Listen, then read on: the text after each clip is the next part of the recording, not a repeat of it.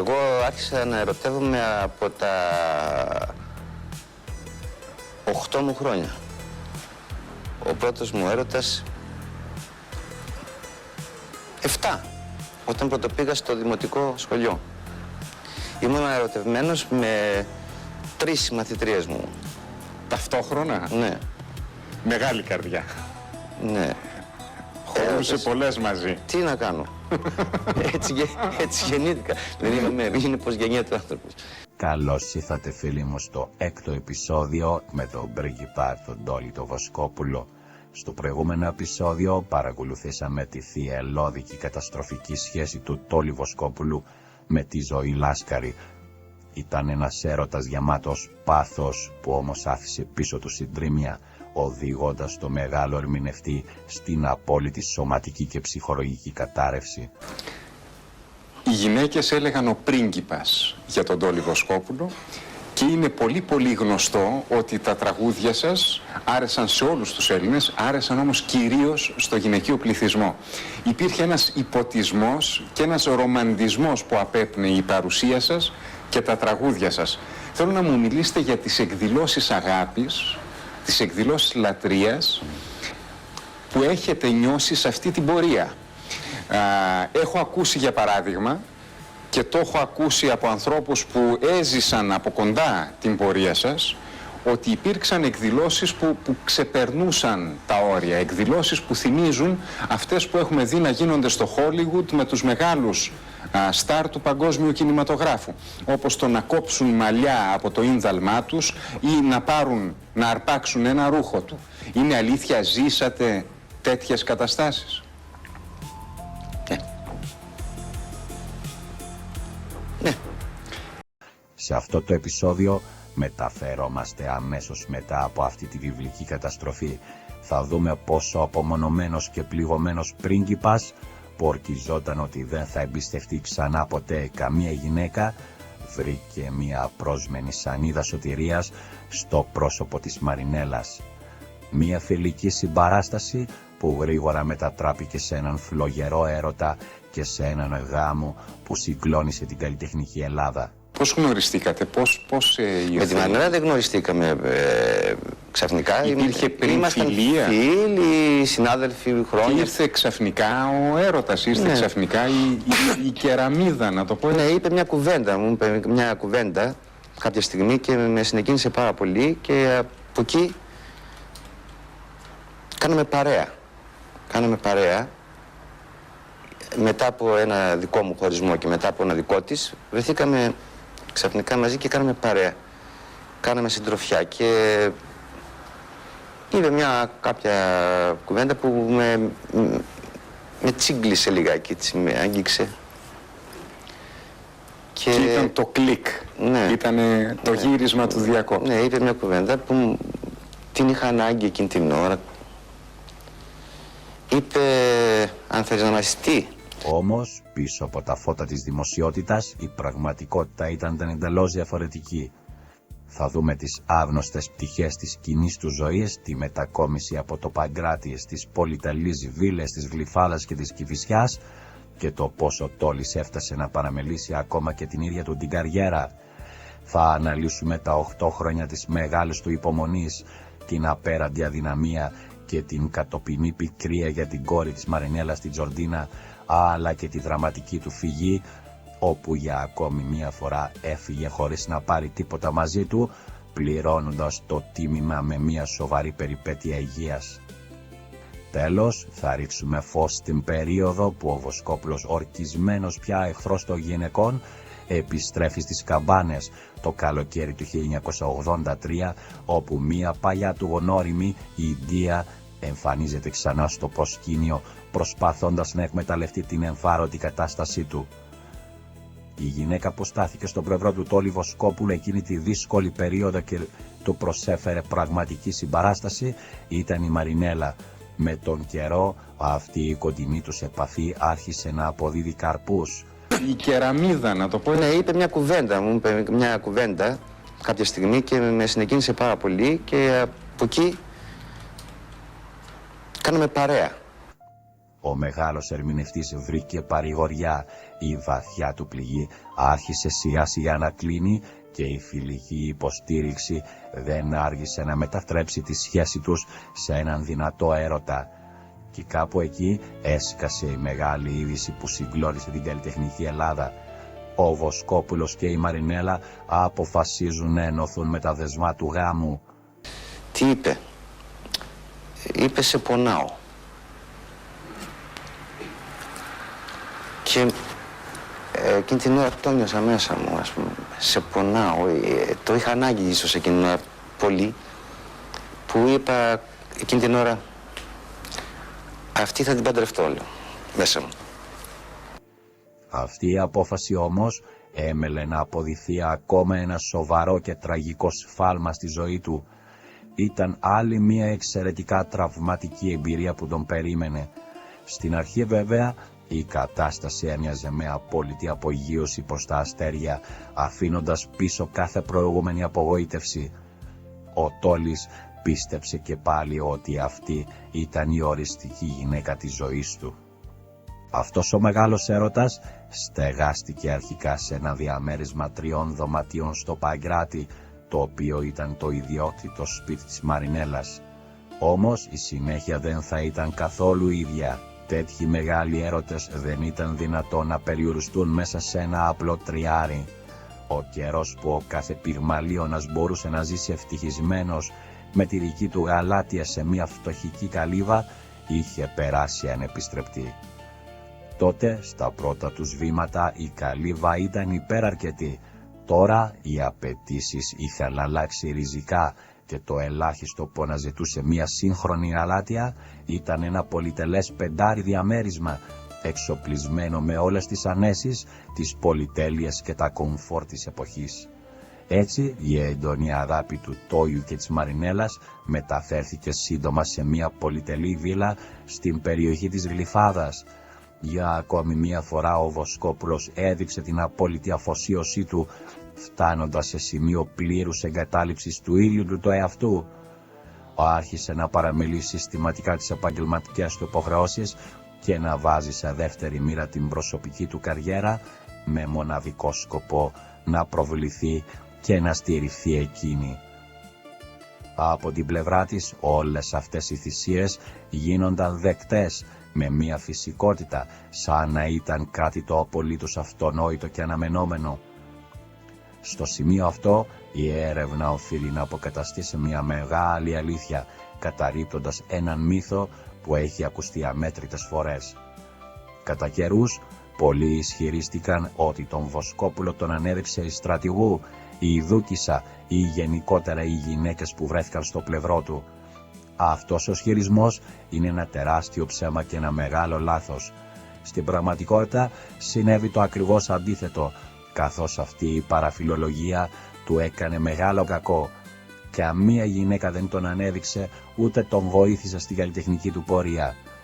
Αντίθετα, σχεδόν όλες, λίγο έως πολύ, το ζημίωσαν σε σημαντικό βαθμό από κάθε άποψη. Αν είχε μέσα του έστω και λίγη πονηριά, αν ήταν πιο επιφυλακτικός και υποψιασμένος απέναντι στο γυναικείο φύλο, δεν θα δεχόταν να δεθεί συναισθηματικά με καμία και δεν θα μετατρεπόταν κάθε φορά με τόση ευκολία σε θύμα των καταστάσεων. Όπως είδαμε και σε προηγούμενα στάδια της έρευνας, στο ξεκίνημά του είχε τη στήριξη της Μπελίντας, ενώ στην περιοδία που πραγματοποίησε στην Αυστραλία τον βοήθησε σημαντικά ο Χατζηχρήστος. Από εκείνο το σημείο και μετά ο Βοσκόπουλος πορεύτηκε ολομόναχος. Κατάφερε να γίνει αυτός ο ένας και μοναδικός μύθος, βασιζόμενος αποκλειστικά στο δικό του μυαλό, την εξυπνάδα του και την αδιαπραγμάτευτη επιμονή του να προσέχει και να εξελίσσει τη δουλειά του. Αυτή η τάση του, όπως να δίνεται ολοκληρωτικά, τον επηρέασε βαθιά και στη σχέση του με τη Μαρινέλα. Είχε παρασυρθεί σε τέτοιο βαθμό από τα συναισθήματά του για εκείνη που παραμέλησε τον ίδιο του τον εαυτό, προκαλώντας την έντονη ανησυχία του κόσμου. Τότε, στον χώρο του θεάματος αλλά και στους θαυμαστές του, όλοι αναρωτιόντουσαν ξαφνιασμένοι. Μα καλά, τι κάνει, τι έπαθε ο Βοσκόπουλος, έχει χαθεί εντελώς από το προσκήνιο. Ο μεγάλος καλλιτέχνης είχε βυθιστεί σε ένα απόλυτο τέλμα. Έφτασε σε σημείο μέσα στην απόγνωση του να λέει στο περιβάλλον του: «Τι να κάνω βρε παιδιά, πείτε μου τι να κάνω. Να ανοίξω κανένα σούπερ μάρκετ, δεν ξέρω τι άλλο να κάνω». Ήταν πραγματικά αδιανόητο. Ο Βοσκόπουλος, ένας άνθρωπος που γεννήθηκε αποκλειστικά για να είναι καλλιτέχνης, που η μοίρα του ήταν να ζήσει και να πεθάνει πάνω στο πάλκο, να σκέφτεται να ανοίξει σούπερ μάρκετ και να λέει τέτοια τρελά και ανυπόστατα πράγματα. Δεν γινόταν να υπάρξει τίποτα άλλο για εκείνον εκτός από τη μουσική. Η διαμονή του στη Γλυφάδα δεν κράτησε για πολύ πάντως. Το επόμενο βήμα ήταν η αγορά μιας εντυπωσιακής βίλας στην Κηφισιά, την οποία ο Τόλης απέκτησε απευθείας από τη Ρένα Βλαχοπούλου. Πρόκειτο για ένα εξαιρετικό και ευρύχωρο αρχοντικό, το οποίο θεωρητικά προοριζόταν να στεγάσει την κοινή τους ευτυχία.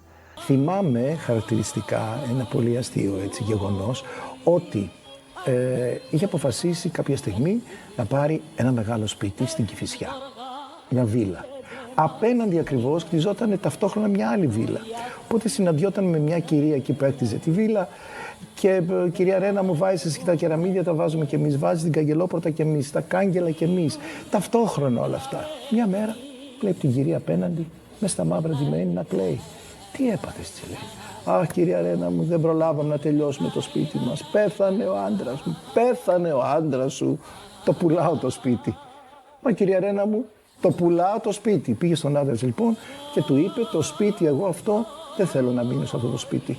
Η άλλη απέναντι: «Πέθανε άντρας, θες να πεθάνεις?» «Δεν που πιστεύεις τέτοια, το πουλάμε το σπίτι». Το σπίτι τελικά πουλήθηκε στη Μαρινέλα, που ζει ακόμα εκεί, δηλαδή το σπίτι αυτό που ζει η Μαρινέλα ήταν της Ρένας. Η Ρένα το είχε χτίσει. Στην πραγματικότητα όμως αποδείχθηκε το σκηνικό για την επόμενη μεγάλη κακοτυχία και τη δυστυχία του Τόλιου. Οι στιγμές χαράς που έζησε εκεί μαζί της ήταν ελάχιστες.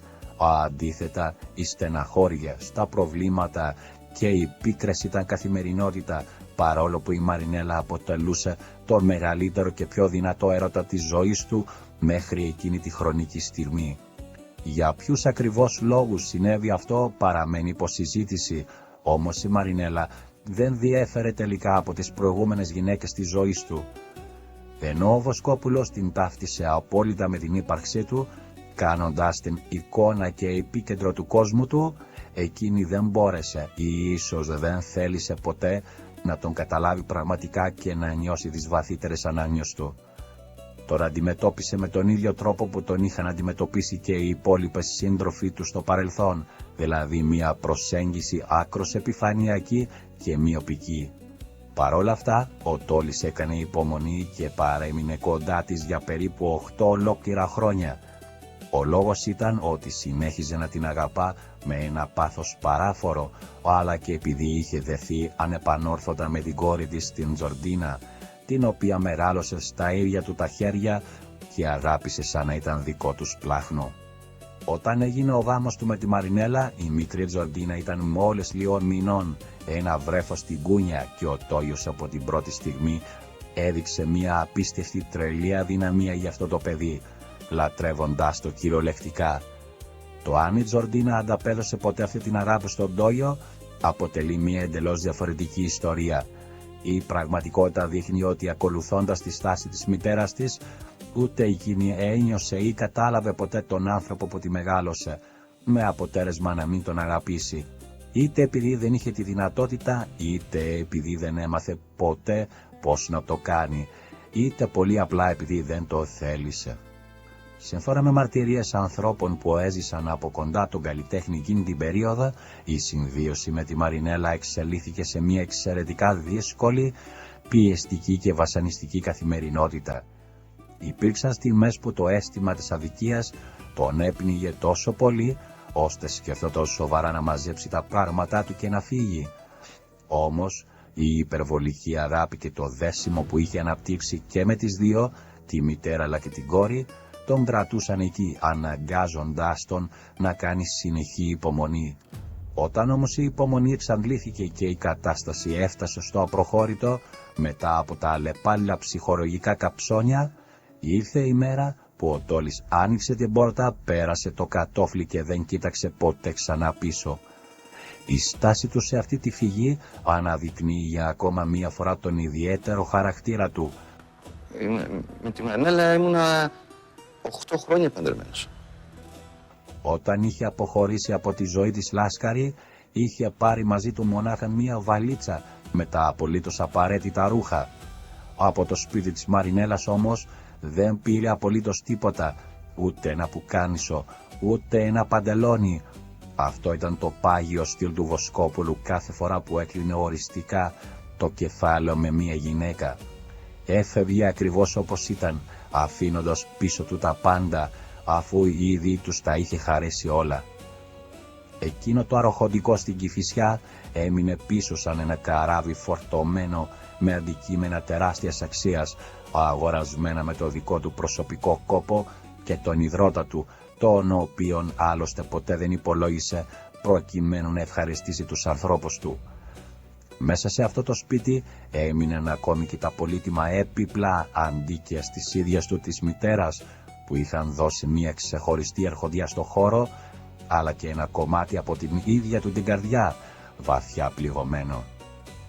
Αποχώρησε χωρίς να ρίξει ούτε μία ματιά στο σπίτι που άφηνε, αποφεύγοντας να γυρίσει το κεφάλι του για να μην κυριευτεί από ένα αίσθημα ιδίας και θλίψης, θυμίζοντας τη βιβλική ιστορία της γυναίκας του Λότ. Στο σπίτι εκείνο δεν πάτησε ποτέ ξανά το πόδι του.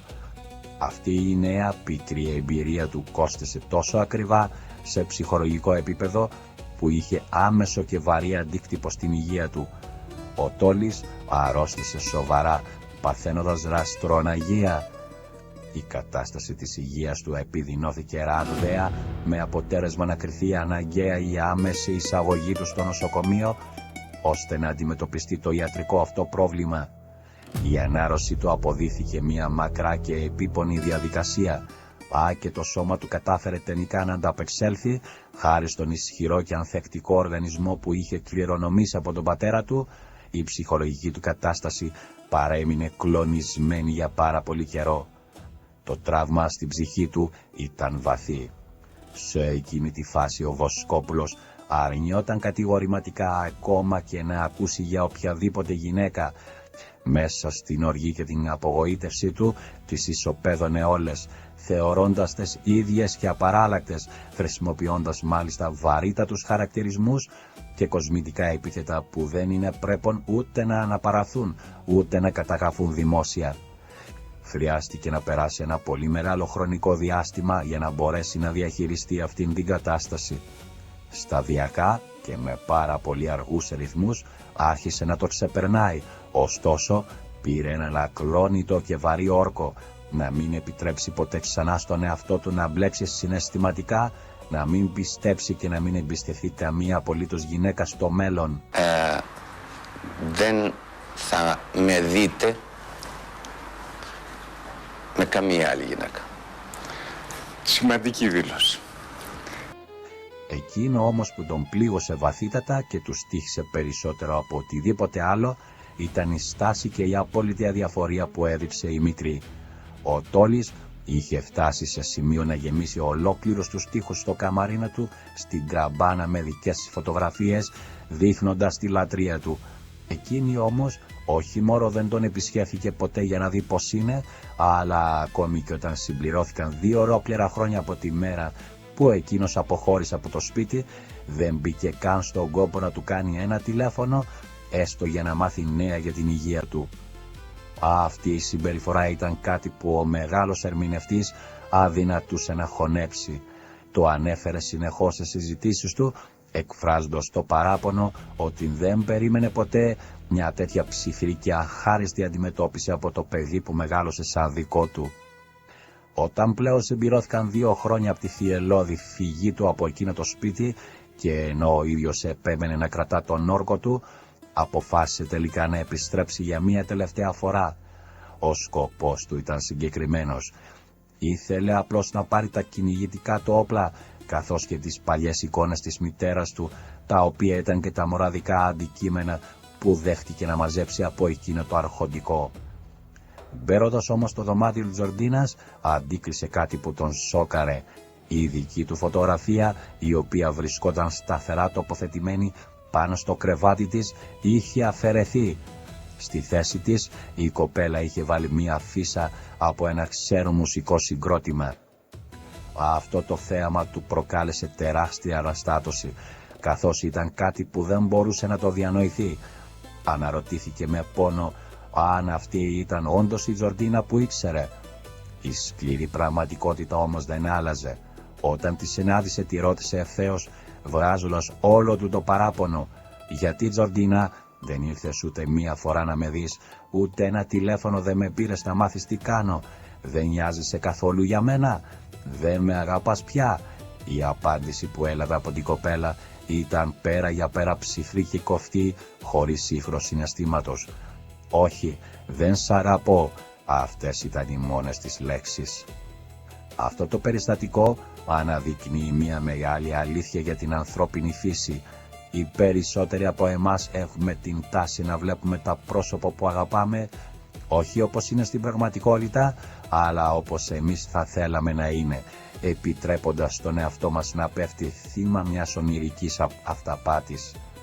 Αυτό ακριβώς έπαθε και ο Τόιος.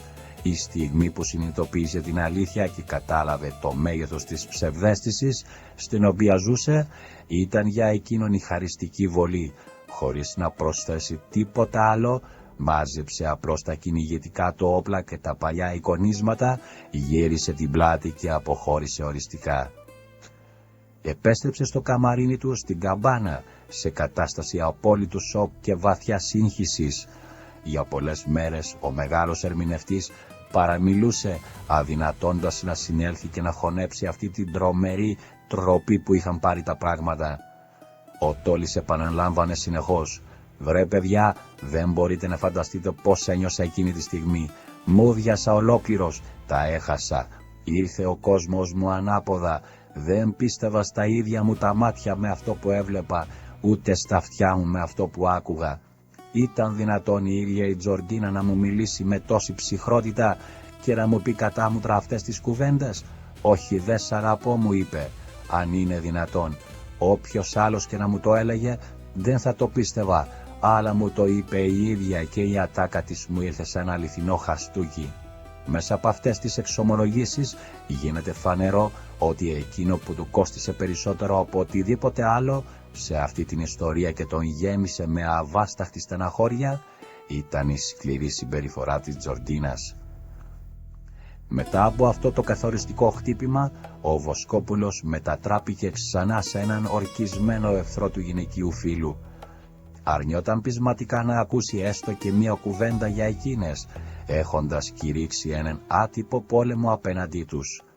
Πολλές φορές, άνθρωποι από το στενό του περιβάλλον προσπαθούσαν να τον ηρεμήσουν, λέγοντάς του ότι αν τον πλήγωσαν ορισμένες συγκεκριμένες γυναίκες, θα έπρεπε να στρέφει τα βέλη του μόνο εναντίον τους και να μην τις βάζει όλες στο ίδιο καζάνι, παίρνοντας η μπάλα και τις υπόλοιπες. Η απάντηση του όμως ήταν αφοπλιστική και ισοποδοτική. «Και εσύ γυναίκα είσαι, και εσύ ακριβώς η ίδια είσαι», τις έβαζε όλες χωρίς καμία εξαίρεση στην ίδια μοίρα. Ήταν πληγωμένος ο πρίγκιπας και δεν ήξερε τι έλεγε. Στο σημείο αυτό η έρευνα οφείλει να διευκρινίσει κάτι πολύ βασικό για την ψυχοσύνθεση του μεγάλου καλλιτέχνη. Μπορεί οι γυναίκες να τον πείραξαν, να τον πλήγωσαν βαθιά και ο ίδιος έχοντας πλέον μόνο πικρές εμπειρίες, να ξέσπαγε εναντίον τους και να εμφανιζόταν απόλυτα κουμπωμένος και καχύποπτος μαζί τους, όμως η αλήθεια ήταν άλλη. Βαθιά μέσα στην ψυχή του, ο Τόλης παρέμενε πάντα παραδοσιακός άνδρας της μίας και μοναδικής αγάπης, ο άνθρωπος που αναζητούσε τον έναν απόλυτο και παντοτινό έρωτα. Αυτή είναι η αλήθεια, φίλοι μου. Ο πρίγκιπας ζητούσε τον απόλυτο και παντοτινό έρωτα και δεν τον έβρισκε. Αναζητούσε μία σύντροφο σωστή, καλοπροαίρετη και ανθρώπινη, η οποία όμως δεν βρέθηκε ποτέ στο δρόμο του. Αν και πάσχιζε να εντοπίσει μία τέτοια γυναίκα, οι προσπάθειές του έπεφταν στο κενό και κατά κανόνα κατέληγε σε λάθος επιλογές. Στο βάθος της ψυχής του, ο Τόλης ήταν ένας άνθρωπος του σπιτιού, ένας νοικοκύρης και ένας ενδυνάμει οικογενειάρχης, ο οποίος όμως δεν ευτύχησε να βρει την κατάλληλη σύντροφο που θα του επέτρεπε να πραγματοποιήσει το μεγάλο του όνειρο, να δημιουργήσει δηλαδή μια ζεστή οικογένεια με πολλά παιδιά, βαδίζοντας στα χνάρια του πατέρα του.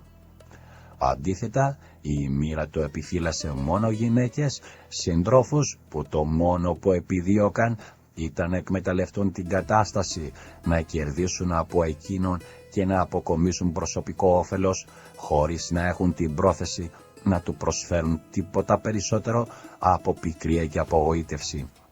Φίλοι μου, αυτό είναι το τίμημα, το να είσαι διάσημος, να είσαι ποθητός, λόγω της ιδιότητάς σου και λόγω το χρήμα έρε.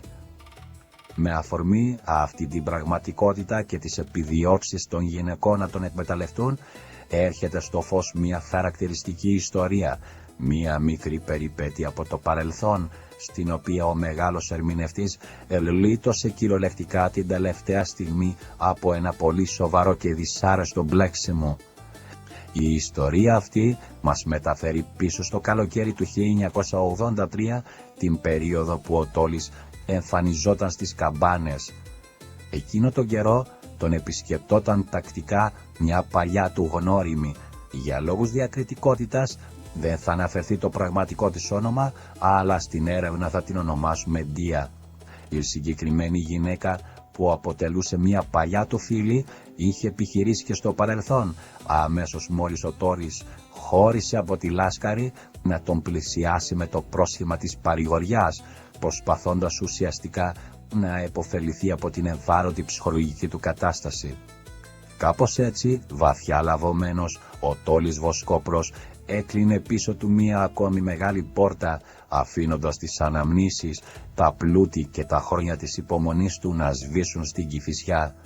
Η μοναξιά της καμπάνας έγινε το νέο του καταφύγιο και ο βαρύς του όρκος να μην εμπιστευτεί ξανά το γυναικείο φύλο έμοιαζε σαν μια ασπίδα προστασίας απέναντι σε έναν κόσμο που ένιωθε ότι τον αδίκησε.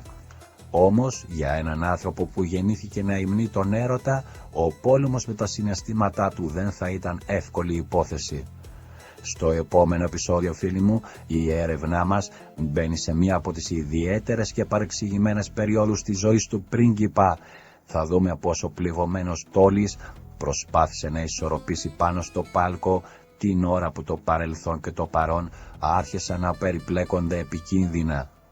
Θα ρίξουμε φως στην παρασκηνιακή ιστορία με τη γνώριμη από τα παλιά, την Ντία, και το πώς επιχείρησε να εκμεταλλευτεί το συναισθηματικό του κενό εκείνο το καλοκαίρι του 83.